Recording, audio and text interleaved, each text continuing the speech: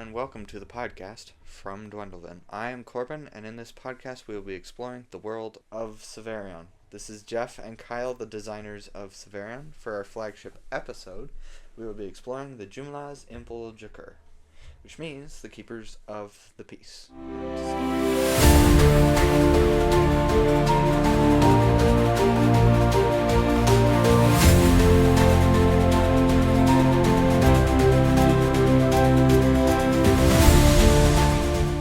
And to start off with our first question, so who are the Keepers of the Peace and how do they relate to the story of Savarion? So the Keepers of the Peace are a group of warriors that fought in the Thousand-Year War, which took place after some major events that we'll get into at another time. But the Thousand-Year War is kind of a pivotal moment in Savarion between the creation story and then the bigger story at large. And so a group of powerful warriors that were fighting in this war all gathered together to create a way to have peace. And so one warrior from each of the 9 different races of Savarion gathered together to create this so that instead of war, we could go back to having a time of peace. Absolutely. Because before the Thousand-Year War, it was low-key utopia. Like, they lived in harmony with each other, didn't have conflict. And then certain things that we'll also get into later started to change, which led to the segregation of the races having issues without any kind of understanding between them all. It was pretty interesting. So, since they don't know, what are the 9 races? Oh. So we have, well, let's go through who it is and then who's in each race. Yeah. So Zerzin, he's a goblin. He's called the Conjurer of the Flames, and he's the leader of the Custos. Yep. All right. We got the Keepers. Yeah. So the goblins are a really cool race. They're not your traditional fantasy goblins like you like to think about, especially with Tolkien or with any of the other ones. They're a well thought out, well established race. It's very well respected. They are also the master craftsmen. If you want something made to like beyond perfection, you go to a goblin craftsman and you're like, bro, hook me up. And they got you. Right. So our goblins are very different than standard fantasy goblins. I think a lot of our races stand out of the stereotypes. Yeah. What stereotypes? Get out of here. Because that moves us on to Joxy of the Orc race, the goblin or the guardian of Marshall. So, yeah, our orcs have a really cool costume as well. They're still big green boys, tusks. We kind of kept that tradition. I felt like it was necessary as well. And they are protectors of each other. Their major calling is I look out for my people. They have a great sense of unity as a whole. They work together in all things, but they like to support others as well. Like they want to support a realm of peace. They want to be able to have that. However, if you threaten their core orc values, they'll go to war over it. They won't hesitate because they will defend each other to the death and aggressively, which is, again, they're not mindless savages. They have a beautiful city, a crazy afterlife structure, which we get to talk about another time. We'll do showcases on all the different major cities. It'll be fun. So, all right. So, Laterus of the humans, the shifter of land. So the humans, I think we wanted to step out with the humans with a little bit different, and usually humans are lesser than a lot of the other races in fantasy, or they're in between. Yeah. You know, like if we look at Tolkien, the elves are like the high end, and then your orcs are the bottom end, and humans are kind of in between somewhere. With us, we decided humans are your wisdom. It's the group, the race that really, really focuses on being wise and discovering new things and really pursuing knowledge. So, is it discovering of new things, or is it the mastery of what's presented? It's both. Okay, so they have a little bit of innovation, but they also spend a lot of their time mastering what's already there. So they take something, in this case, martial prowess. if they wanted to work in that, then they would take that and take it to the next level and spend their life devoted to mastering that one concept. Yes. Okay. Yeah. Don't they also specialize in information collecting, keeping? Yeah, so the best screenwriters, the best artists, the best writers would all come from the human race, as far as the world at large. So yeah. Heck yeah. All right. So we have Mohira, who is the Muscapert. She's the bringer of light. It's one of our light mages, and you get to talk about the Muscapert. They're a lot of fun. So the Muscaperts are set in a canopy type world. And so their homeland is actually under a canopy, so it's dark all the time, and all the plant life glows. And so it's this beautiful under a canopy kind of design.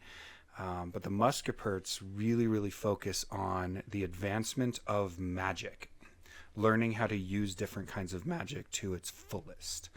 And because of that, Muscaperts have a really, really weird lifespan, and some of them will randomly die when they're like 20, and some of them will live to 1,000 years. And nobody really knows why or how, what causes all of that, but it's a bizarre, unique people group. And the Muscaperts are kind of reptilian in nature, so they have a reptile look to them. And then their skin tone, their skin color, or their scales would be a little more colored towards their affinity. So for the sake of argument, if somebody was a dynamic fire mage, their scales would actually be red in color. Yeah. So in this case, Mohira would have a lighter scale pattern because she's the bringer of light.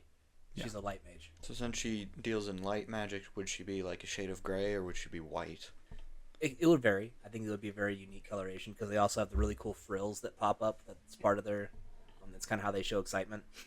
it would be like a white and a gold combination. Okay. So you'd have the different spectrum from gray all the way up to like this luminescent gold coloration. All right. Heck yeah. And so we've got Ayala, who is the Whisperer of the Darkness, and that would be our Samgatu. yes. So Ayala, I don't want to give too much away about Ayala, but Ayala is deeply entrenched in much of the entire story of Savarion. He's kind of the boogeyman of our story. But that we're going to have an episode entirely devoted to Ayala. Probably like 3. Ayala has Probably. a lot of shenanigans. Right. Oh, So, but he's of the Samgatu race, which were originally designed after if you think a werewolf and a cat was the original idea, and it's become a lot more like a cat. Anthropomorphic feline. Yes, than it originally started, but not. I don't know. I don't think cat when I look at them, but they do. Though they have, I think most people will. Yeah, they'll have leopard striping to them. They'll have or leopard spots because leopards have spots. Tiger striping. Some of them will be like different calico colorations as well. They do tend to have more feline rather than lupine aspects, and I love their purple fur coloration. Yeah. The variants of the purple shades that they can have. Right. Because it's almost a blue to a dark purple is their coloration options. So Heck yeah. that moves us on to Prillin of the Elven race and the manipulator of the mind. Okay. So the elves in our world are keepers of the land. I feel like that's kind of consistent. Their purpose has been to make sure that regions are cultivated appropriately, that if we're doing any kind of farming or forestation, that it's evenly balanced throughout the world. That's their calling. Here's Savarion Pup. This one's Sienna. And it makes noises when I pet her. But our elves are interesting, as best way to put them, because they're not the longest lived race, so they don't have that unique perspective, and they don't have the super mastery over all things mystical, and they don't come in with like the foresight, which a lot of the elves did with a lot of other fantasy. Our elves are just more standard across the world, and their, like I said, their sole purpose is to keep the homeostasis of the world in play. So they keep the world alive? Yes. Okay. Yeah. And they're actually number 3 in age. So We didn't even go into that. The with Minotaurs any of and the ones. Muskeperts are Yeah. both older races, longevity. And you keep talking about this, and I missed it with the Samgatu. The Samgatu are tacticians. Mm-hmm. So their entire culture is based around seeing, like, Insight. insight, being ready for what's going to happen next. So just wanted to cover that real quick. Absolutely, it's necessary because we didn't talk about this either. So each of our 9 races have been given a divine purpose, and that's what they choose to. That's kind of what drives them. It's their underlying focus for the race itself. And so that's when we talk about, like, the elves are the keepers of the land, the musketeers are the seekers of magic, the humans are the knowledge gainers, the knowledge keepers, the knowledge gainers. All of them have been called to perform a certain task to help enrich each other and enrich the world itself. Right. Yeah. All right, and so then we move into, I believe, Kenji, who is our dwarf and is the master of. Oh my goodness, I forgot. The Spellblade. The Spellblade. Okay, yeah, my bad. What? We made this, yeah. Yeah. The master of the Spellblade. Oh man. Well, you want to go into the dwarves because I guessed you hard. So the dwarves are actually our tinkerers in this world. So their primary focus is, like, innovation with things. They're the first ones to create tram systems based on magnets. But so they're the ones that innovate and create. They're also the race that invented the idea that you can merge magic power with weapons and build a weapon that has magic built into it, thus Master of the Spellblade. So Heck yeah. All right. And then we move into Malchus, which is our Minotaur. He's a soothsayer. and the Minotaurs are super unique in art. I think even more so than the goblins and the orcs in our world. The Minotaurs are actually our alchemists. Closest thing we could relate to the real world is your mad scientist. They're the ones that mix potions and stuff like that. So you look at a Minotaur and you see this, like, indomitable force. They're big, they're strong, they're powerful looking, and then their idea of what they should be doing is sitting behind a desk creating the next cool potion. We're very carefully pulling plants from the earth. Yeah. So Big, they're very delicate beasts. Absolutely. They're big, delicate beasts. Yes. Yeah. So we wanted to have a little bit of fun with that, but highly intelligent race. Very, very focused on what can this plant and this plant mixed together do, kind of a mentality. So We joke about it, but the Minotaurs are our drug addicts. they yeah. they use herbal enhancement to affect their day-to-day lives. Yes. And that finishes us our last one, Duendelvin, as the episode or the podcast is called, From Duendelvin. So Duendelvin is our halfling, and she is the master of the winds and scribe of the keepers. So our halflings are definitely they're shorter than humans. They're one of the shorter races. Kind of they're the goblins, and we had fun with that as well because they are our peacekeepers. It is their job to try to maintain the peace between the 9, and they're also the ones that are our most prolific martial monsters. Their small size doesn't deter. They will put a hurt on you if you get out of line and if you won't listen to reason, because they'll always try diplomacy first, and when diplomacy fails, the halflings come in and handle business. They are a formidable force. Yeah.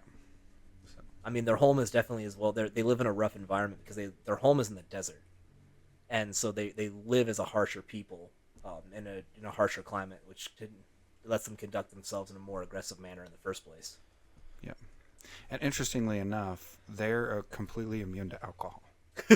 So they can drink all they want to and never be affected by it. But that's because they live in a desert-like environment. And so, and one of their primary sources for liquid is a berry that, when broken down and crushed, becomes an alcoholic beverage to everybody else but the halflings. Right. It never really becomes a juice. It just becomes an alcohol. So you got an alcohol berry? Alcohol berries. Alcohol berry. Yeah. Amazing. So, How did so they? that's our Custos. Yeah. How did they form? All right. Like, So why this did one, they become? they were called, it's the best way. So there were two gods that are responsible for the creation of Savarion. And one of those gods recognized that in order for there to be peace, there needed to be a governing body between all of them that would give voice.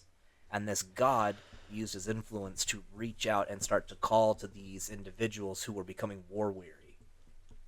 And they began to answer that call. That's how it started. Yeah, so then they gathered together, and it was just the 9 of them. And so they used their magical prowess to create a temple. That would be mostly Latterus, the shifter of sand of the human race. He would have been able to actually form the temple itself and create that. But it was a little over 200 years that the war had been raging on before these 9 got together finally and created the Keepers of the Peace. It had to be going for more than 200 years, didn't it? Because it's But not quite 3. Okay. We call this the 1,000-year conflict. Right, and they got together On the 200th year. in the 200th year of the war. Yeah. That makes sense. Not the 200th, but between 200 and 300 years. Yeah. Of the wartime. So. All right. Okay. Who are these gods? Or are we talking about that a later We can date? definitely dig a Do we wanna little dive into bit. the gods? Yeah, we're gonna have to. All right. All right. So we have the two gods. Their names are Parbulcon and Veritas Sanctus. Which, yeah, there's a little Latin play in there for Veritas Sanctus, and I think Parbulcon has a little Latin base as well. But since Latin doesn't exist in this world, it's not entirely Latin functional. Right. So I guess with that, if we're going to jump into the gods, I'm just going to give like a little bit so that we have an understanding, and we'll go into it more in depth at a later time. But Savarion is inside of a universe that you earn your right to be considered a Dysactos. Okay, and so Dysactos, the one that is currently monitoring this Savarion, gave Parbulcon and Veritas Sanctus the ability to earn their Dysactos. And so Savarion is the story in a large set of those two gods earning their right to be called a Dysactos. And so Veritas Sanctus is the one who called this group together. I don't know how much more we want to talk about it right now, but I think we'll dig more into the gods when we get to the creation story. Okay. And I think that's unless you have more questions regarding that, anything else that doesn't seem clear. No, I'm gonna go back down to the Jehomalas. Oh, I went for the traditional, celestial spelling, pronunciation. Good on you. Well, I love it. No, it's good. okay. You brought attention to Ayala and Duendelvin, and you expressed that you're going to talk about Ayala later. So, do you want to explain more on Duendelvin and why Duendelvin is the name of this podcast? Okay. So one of the things that the Custos began to realize is they need to have a better understanding of history to be able to further guide the people to peace. And in order to do that, they performed a form of magic that allowed Duendelvin, our halfling, to begin to see through the eyes of certain people throughout history, and gave her the ability to record that history.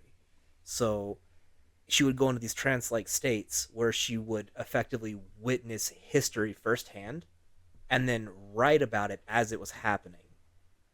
It kind of got out of control for a while. Like, there's a long time where Duendelvin was getting accustomed to this power where she would be seized upon randomly by these visions and go into writing fits. So it kind of, after this ritual was completed and began to take effect, took her out of the Custos guidelines, like out of the Custos Council for quite a bit. just to learn. Was Yeah. she replaced or just her Her seat voice- was left empty? Yeah. Her seat was left empty. There was no one to really replace. We haven't talked about that. The Custos are ageless.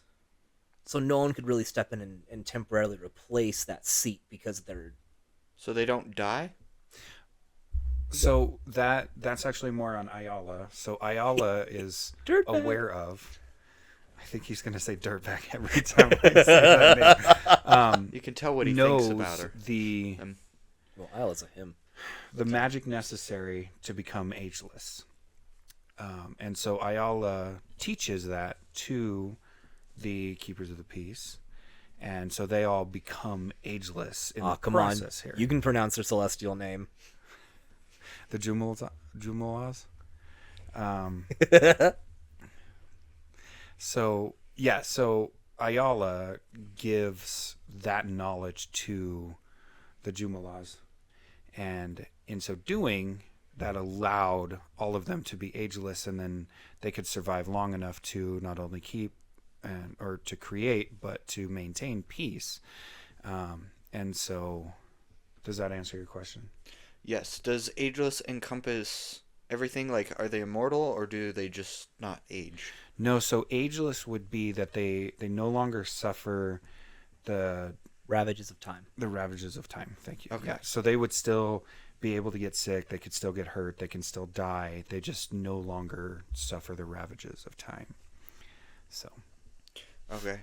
Is there anyone else on the Keepers of the Peace that you want to bring attention to or explain what they did or how they affected? Well, it took them a long time to actually end the conflict and be recognized. They had to go on quite the quest in order to acquire the power necessary to be recognized as the council between the nine. Right. Yeah. And real quick, I just want to back up to finish with Duendelvin. So the reason this podcast is called From Duendelvin is because after this war, Duendelvin actually starts recording history. And so the way that the story is understood as how we know what history is and everything like that is from her perspective. So all of history is technically from her perspective. And so this will be the story of Savarion on scale and everything that you could possibly want to know about Savarion. But because she's the one that writes it in that world, that's who the perspective is from. Yeah. So. Okay. How did the Keepers of the Peace play into the war? Because they were called in by the god. So how did they play in with the war? Did they end it? Did they win? So yeah, they ended the war. I don't know that there is a winner in this war so much as they force just everyone end into a it. stalemate, effectively. Yeah. They become a nuclear deterrent of sorts. Right. Okay. And so the Custos go and gather the weapons that were created by Parbulkon One of the gods. in the previous age, and we'll cover that. That's a whole story in itself.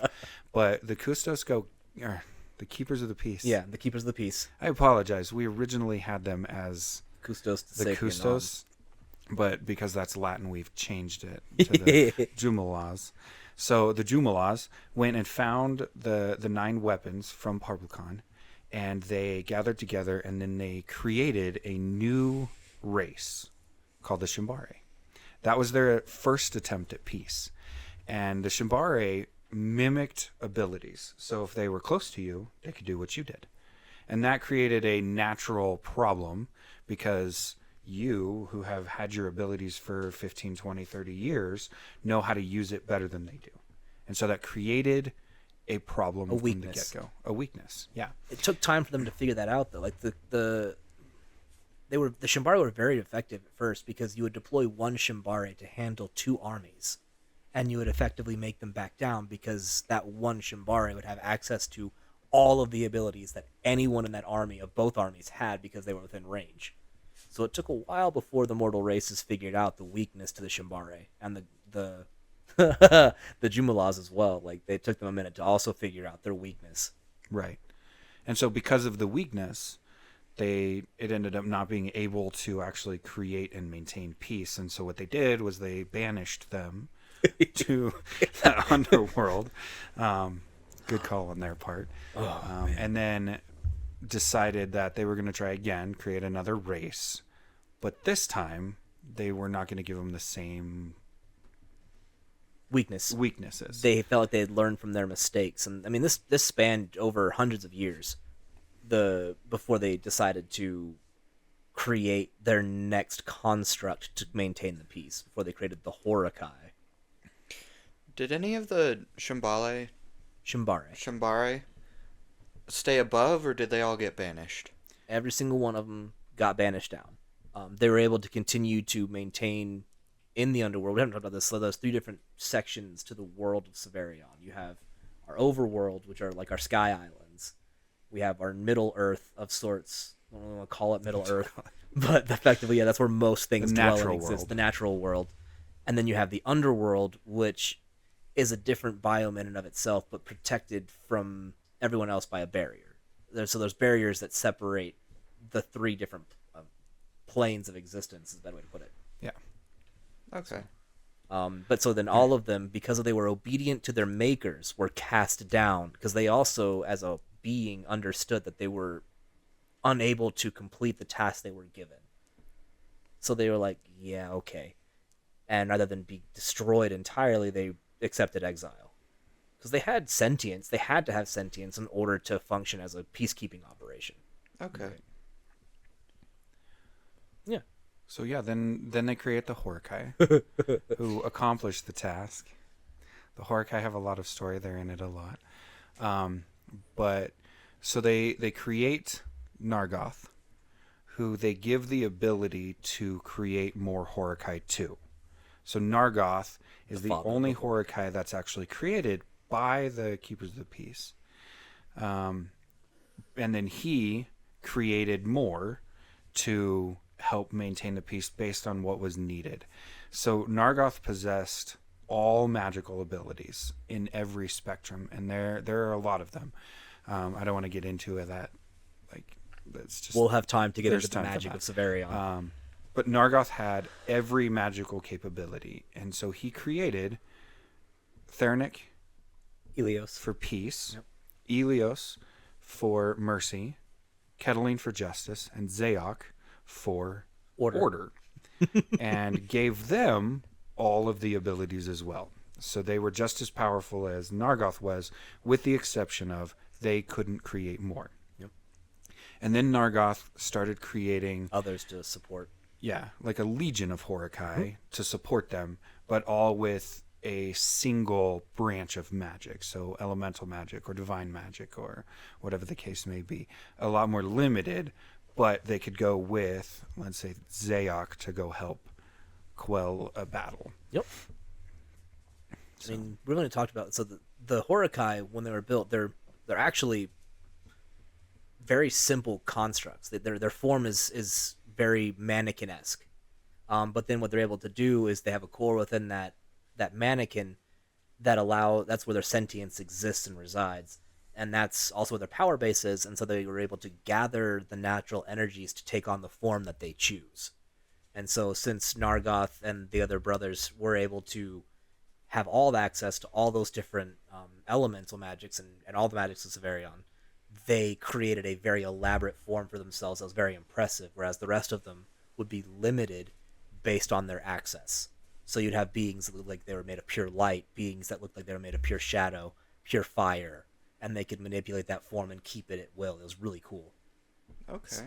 Yeah. So they're essentially a core with however they choose how to look. Mm-hmm. Okay. Yeah. They're one of my favorite creations that we put together. Yeah. So yeah, that's how the Custos were able to maintain peace by employing these Horakai then for military purposes. But the Custos existed as a council as well. So if you had conflict, you would seek counsel. It's not the Custos. Custos is bad. That's the old term. You have the council with the Jumlas, and the Jumlas would help to resolve the issues with all 9 races being present to have a voice to help resolve it, to make sure that whatever was going on didn't affect the others adversely as well. Right. So, yeah, every leader from every single race, if they had beef, they would call a council, and eventually that became very tiresome. It's like having kids that can't resolve their own issues all the time. Right. So, but the war officially ended at 1,001 years of warfare. And in that final year is when the Jumlas officially became a council, considered a council. And so they gathered the leaders of each of the 9 races at the time to sit down. So the Jumlas and the leaders sat down at this first council. And the Jumlas created a scroll. And it's essentially a blood rite scroll, a ritual blood rite scroll that each of the races were given that granted each race a unique skill set that none of the other races had, in order to kind of balance the scales so that war wouldn't erupt again. And so I know I'm jumping ahead a little bit, but that actually held peace in the world. Obviously, things happen, a little bit of skirmishes here and there, but for the most part, those scrolls held peace in the entire world for almost 3,000 years.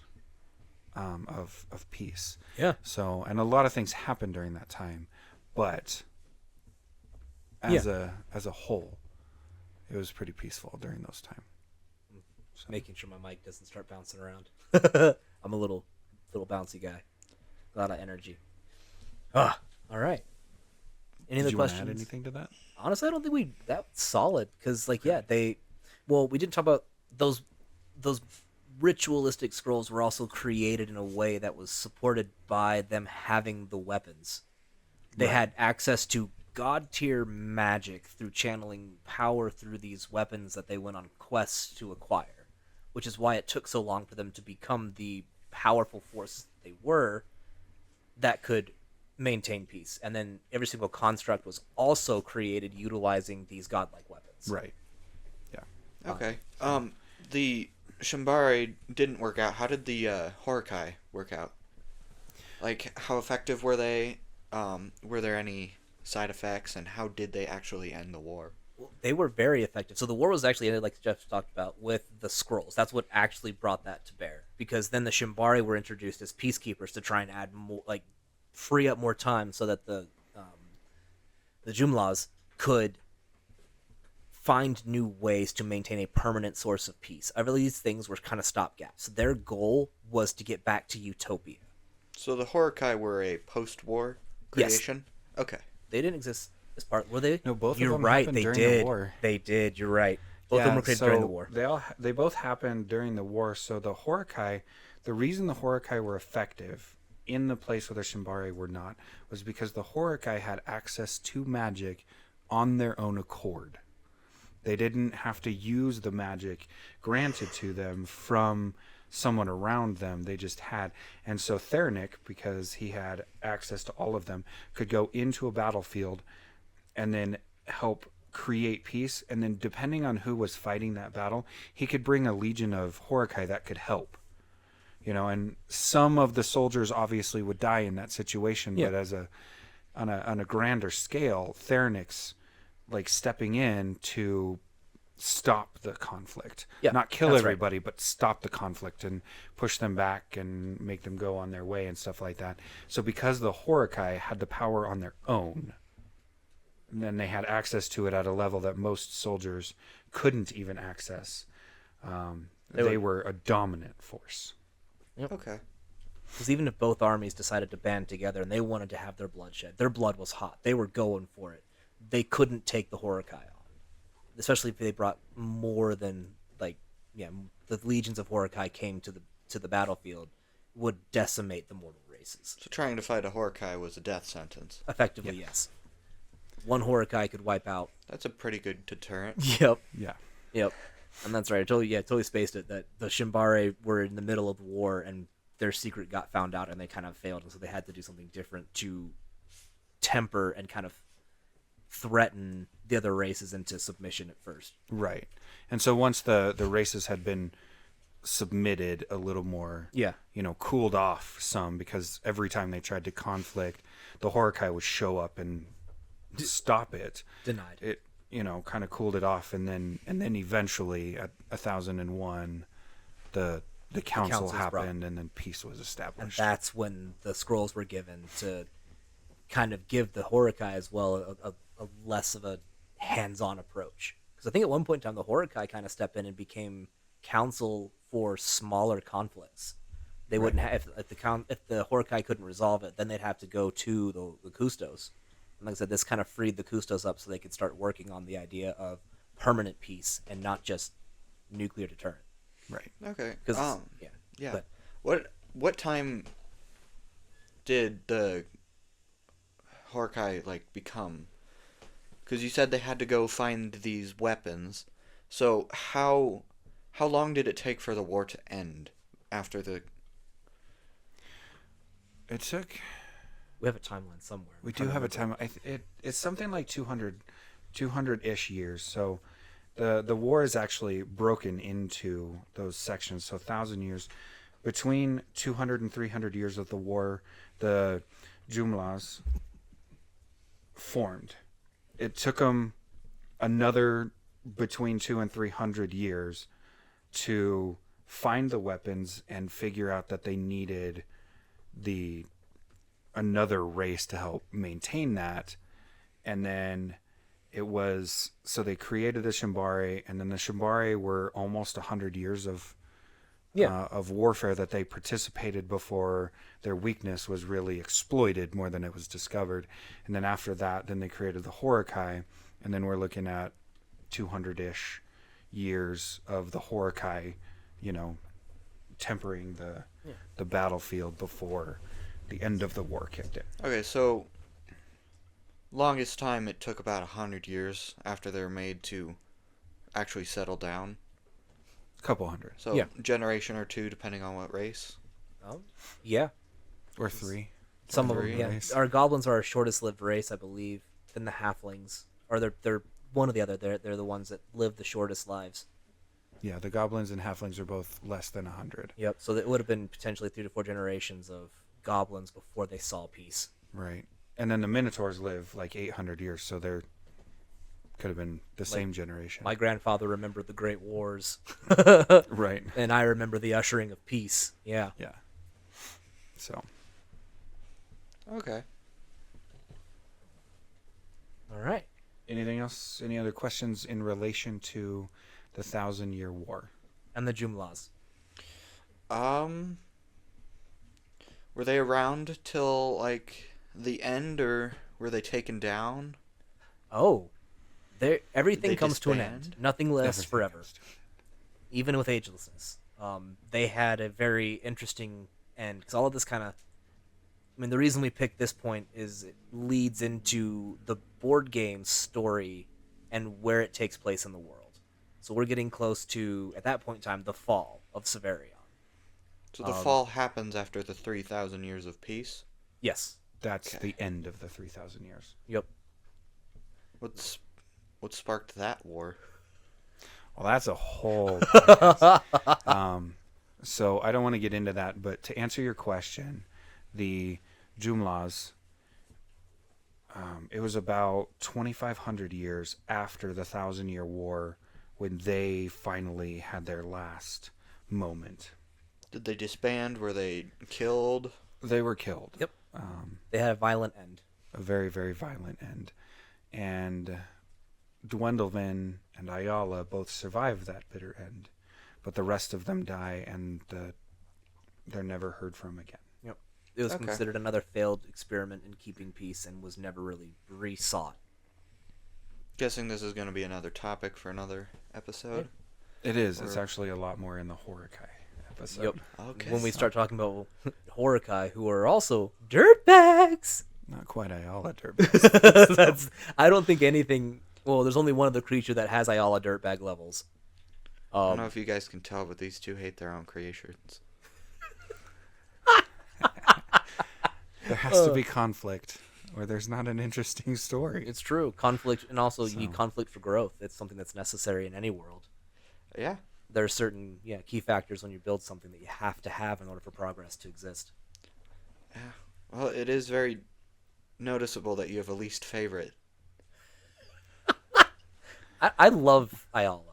Love hate. Like, absolutely have a massive appreciation for the character Ayala. And Duendelvin as well.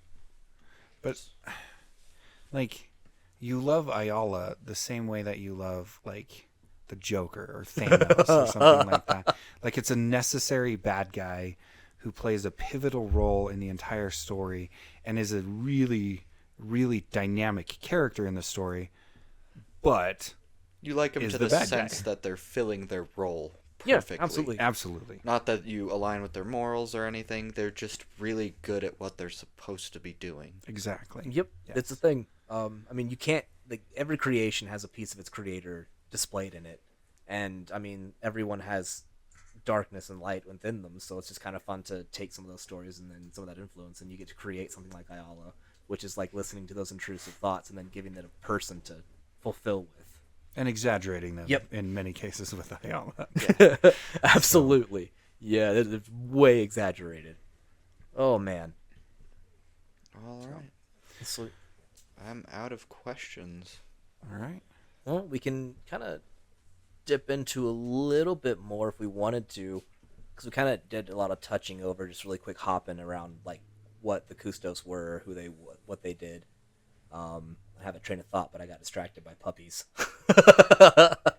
They do I feel like we have enough information on a lot of the other things that we can do this as different podcasts. Is there anything else, like, as far as the Jumlas are concerned, that we need to dive into specifically that's relevant to their creation, their story, and the 1,000-Year War? Well, I think we kind of glossed over the fact that looking at them before they actually created the Shimbari, before they created the Horakai, they were the ones that were actively responding and dealing with conflicts, and they were dealing with their own people who viewed them as traitors, colluders. They were hated because they were up-and-coming heroes ready to take on the leadership from the previous warmongers. And for these individuals to have the strength to listen to a voice that says, hey, we need to end this, you need to come together and work with everyone else, we definitely kind of overshadowed that a little bit, because they went on heavy on faith to come and meet their mortal enemies in a peaceful manner and then work together as friends. Like, it didn't start like they were colleagues at first and then eventually became friends, but then they would have to go and deploy themselves against their own people who hated them. Right. On that topic, were there any, like, quarrels inside the Jumlas? None that got violently physical, but there would be altercations and ideas, just like everyone has altercations and ideology. But so they listened to this random voice and were just okay with it?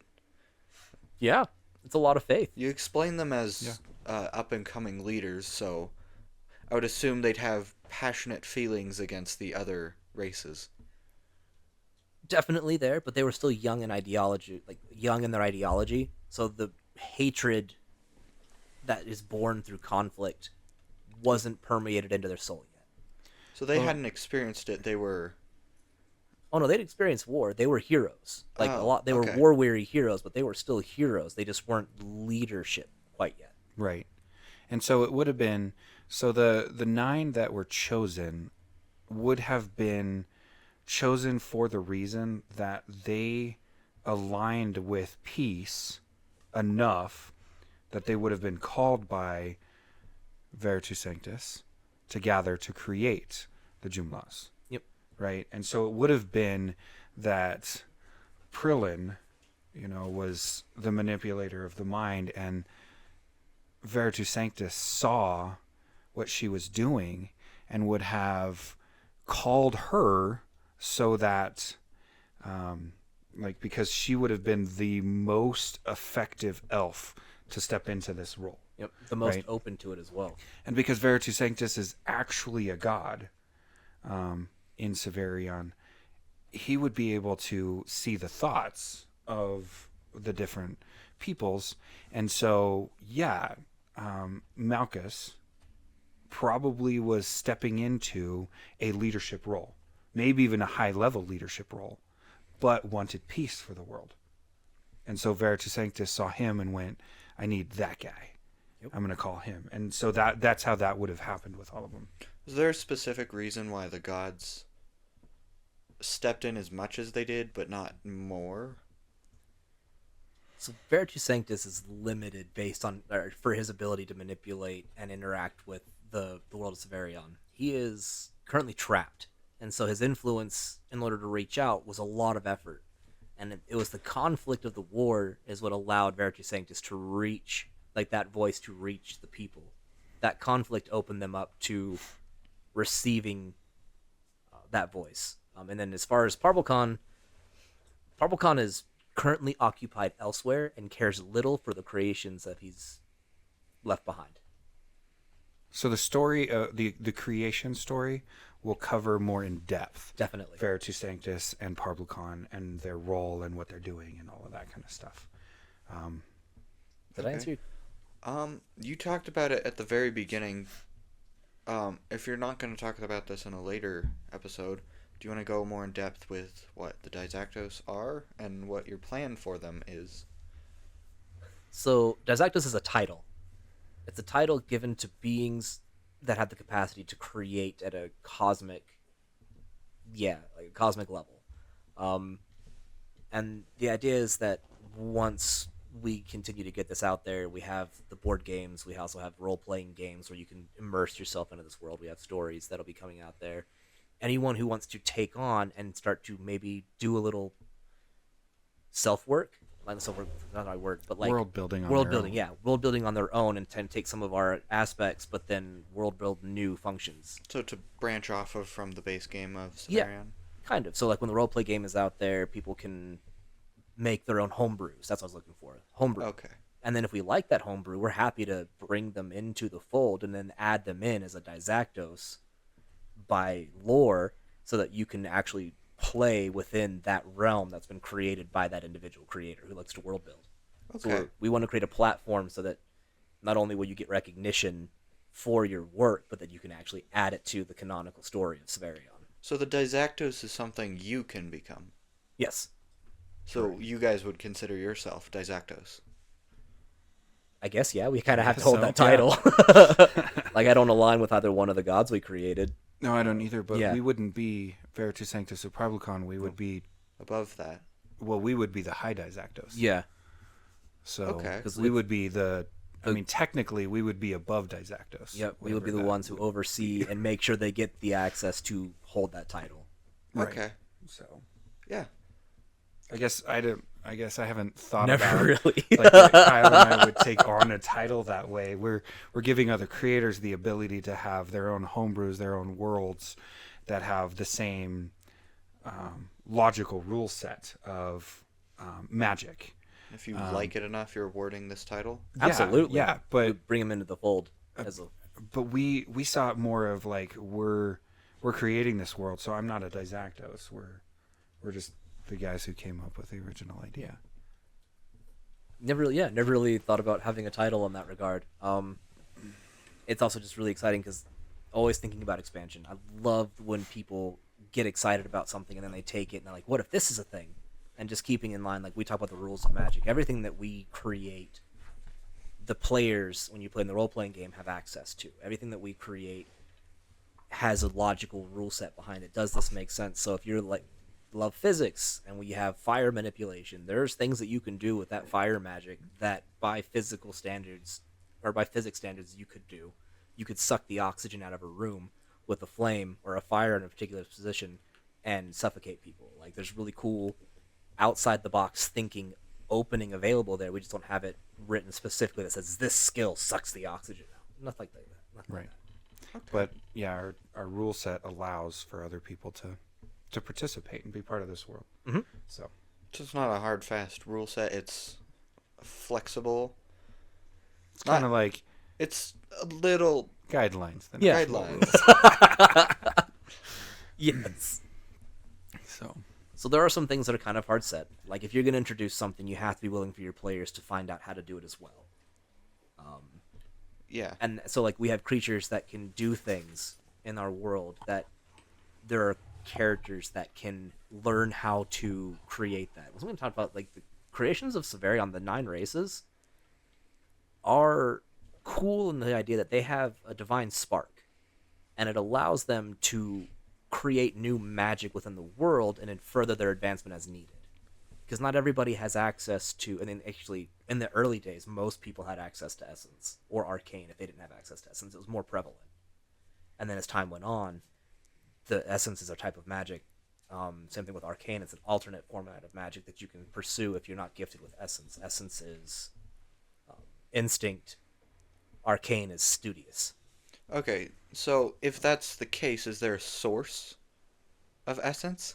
So we actually have, we're going to have a whole episode based on the different types of magic and how they interact with the world, how you access them, what their access point is. The answer to your question in a simple way is yes, there is a source, but we're going to talk about that in a very expansive way. So not in this episode, but we will have an episode that's strictly devoted to the magic, the rules of magic. How magic works. Okay. So. Heck yeah. Yeah. All right. So I think. Yeah. Unless there's any other questions that you have or anybody else has they want to throw out. All right. Nope. All right. Well, guys, this has been From Duendelvin, our podcast, and talking about our world. And we got Corbin here. He's doing great asking questions and making awesome, just helping us to bring it to you guys as we move forward. All right. All right. Yeah. We'll have to work ourselves an outro at some point in time, but in the meantime, peace be with you.